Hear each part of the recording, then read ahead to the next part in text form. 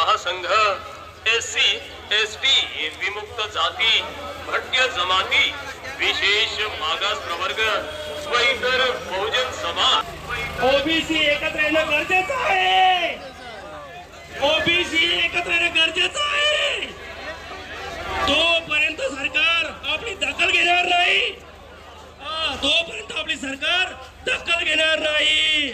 ओबीसीची जात न्याय जनगणना झालीच पाहिजे। ओबीसीची जात न्याय जनगणना दिवसापासून देशाच्या प्रत्येक राज्यातनं कानाकोपऱ्यातनं मागणी धरून आहोत की ओबीसीची जातनिहाय जनगणना व्हायला पाहिजे। या मागणीला प्रतिसाद देत 1 वर्षापूर्वी केंद्र सरकारने घोषित केलं होतं की येणाऱ्या जनगणनेमध्ये आम्ही ओबीसीची जातनिहाय जनगणना करू, परंतु प्रत्यक्षात अंमलबजावणी करताना जनगणनेचा पहिला टप्पा संपलेला आहे, त्याच्यामध्ये ओबीसीचाही कॉलम नाही आणि जातीचाही कॉलम नाही। केंद्र सरकार असं म्हणते आहे की दुसऱ्या टप्प्यामध्ये आम्ही ओबीसीची जातनिहाय जनगणना करू, पण त्याच्यावरती आमचा विश्वास नाही आहे आणि म्हणून केंद्र सरकारने जो शब्द दिला तो त्यांनी पाळावा आणि ओबीसीची जातनिहाय जनगणना करावी ही प्रमुख मागणी आहे।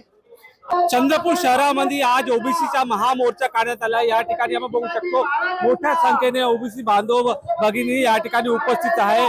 चंद्रपूरच्या गांधी चौक ते जिल्हाधिकारी कार्यालय पर्यंत हा मोर्चा काढण्यात येत आहे। त्यामुळे या मोर्चामध्ये मोठ्या संख्येने नागरिक सहभागी झाले। विविध मागण्यासाठी हा आंदोलन केले जात आहे। नेमकी काय मागणी आहे, आपण आंदोलन करताय? पहिली मागणी आहे केंद्र सरकार जी जातनिहाय जनगणना करून आली त्या जातनिहाय जनगणनेमध्ये ओबीसीचा कलम असावा।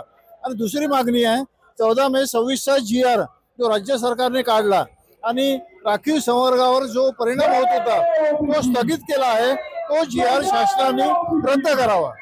अशा 2 मागण्या घेऊन आजचा मोर्चा आहे। आपण महामोर्चा काढला, या मोर्चामध्ये लाखो हजार मोठ्या संख्येने लोक नागरिक उपस्थित आहे। पुढच्या काळात अजून मोठा मोर्चा होणार आहे।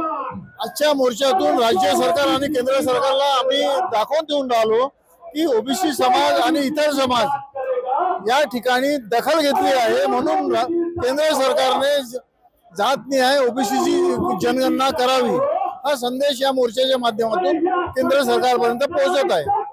या मोर्चाच्या माध्यमातून केंद्र सरकारला एक प्रकारे संदेश देण्याचा प्रयत्न केला जात असल्याचं आयोजकांकडून सांगण्यात येत आहे। निलेश जहाज, TV9 मराठी, चंद्रपूर।